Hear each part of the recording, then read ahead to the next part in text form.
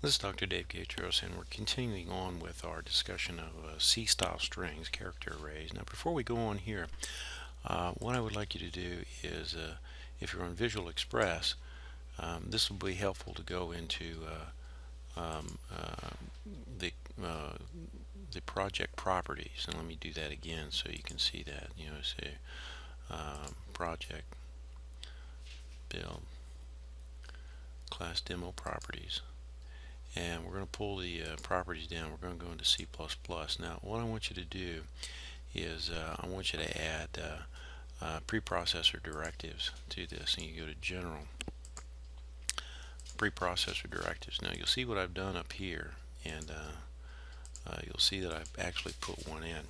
This is the one I put in. It's underscore CRT, and you can just type it in right there, semicolon, under CRT, secure underscore warnings. And what this does is it turns a lot of warnings that'll pop up if you attempt to do what we're about to do. We're using some old deprecated features here, but it's important that you turn this off. Okay, so we're going to say OK, and we'll let those properties go down there. So what we're going to do now is we're going to show you the features that come with a character array. And we've got our lines of code right here. And the first thing I want to show you is string copy. So as you recall, what we cannot do in character arrays is we can't do this. Word1 is equal to word2. And let me go ahead and change this so they're the right size. Let's see. Alright, very good. Word2 is word. It doesn't like that. It says, oh, you can't do that.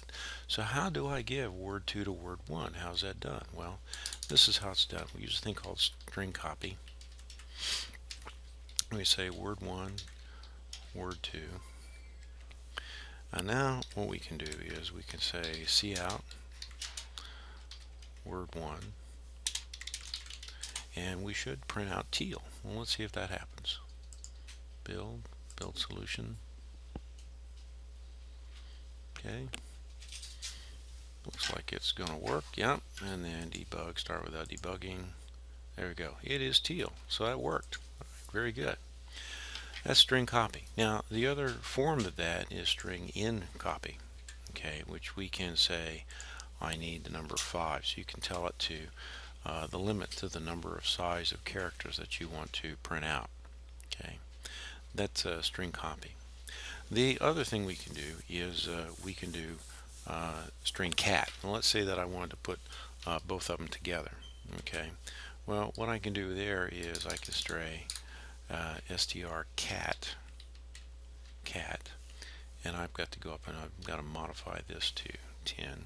Okay, string cat, and I can say string strcat word1 and word2. Oops. And let me go ahead and build that solution, debug, and print it out. And there we have blue teal. You'll see it puts them both right together. That's called concatenation. Now the other thing I can do is I can do a comparison. Okay, I can do a comparison between the two. I'm going to show you how to do that. That is done with an if statement. If, and we have to use strcompare. Okay, and we're going to compare word1 with word2. And what that's going to do is it's going to produce a 0 if they're the same value, and it shouldn't this time. Cout the same, else cout not the same.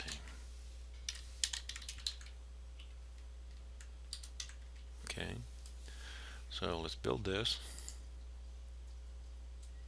Build solution. Okay, good. And we're going to debug. It should not be the same, because blue should not be equal to teal, and not the same. They are not the same. So that's very good. Now the other things you have is if it's let me just go ahead and print this out to show you what we can do. You can ask if it's less than. If it's less than 0, that means that word1 is less than word2. If it's greater than 0, then that means that word1 is greater than word2. So you can ask those kinds of questions. Well, let's finish this up with showing a few things right here. We'll go ahead and show you a few features. Okay, for instance, we'll say line. We'll use line. And we'll clean this up. So I want to show you two features that you can use. Okay, first of all, size of, and we'll say line. Okay, size of line. What's the size of line? The size of routine tells you how many characters are set aside regardless of what was actually put in there. So what we expect, even though this is a short word, vary, what we're going to do is we're going to build this, and what we should see is the number 20 come out. Okay, so we're going to say build solution, and we're going to say debug, start without debugging, and 20. Alright, indeed at 20. It doesn't matter how many. Now, if we want to know the size of the thing that's in there, then that is str length. Alright, that is different. Now it should come out with the number 4. Build solution, and debug. Start without debugging. There we get the number 4. Alright, very good. So those are kinds of the features that we have. Now the other things that we can do, and I'm not going to demonstrate them, but we can also ask things. For instance, I can if, okay, is num al is alpha, okay, and I say line sub 2, okay, is alpha. Let me spell that right. Is alpha, okay, is alpha, okay, see out is alphabetic, and I'm just going to do one of these. So I can ask, is a particular character alphabetic? I can ask if it's control character. I can ask if it's a digit. And there's several features that you can use like that. This kind of gives us some hints into the kind of things that we can do with the character arrays. Alright, now the next thing we're going to do is we're going to explore strings, and we're going to spend quite a bit of time on strings. So review this video, learn to use character arrays, and then we'll get on to strings.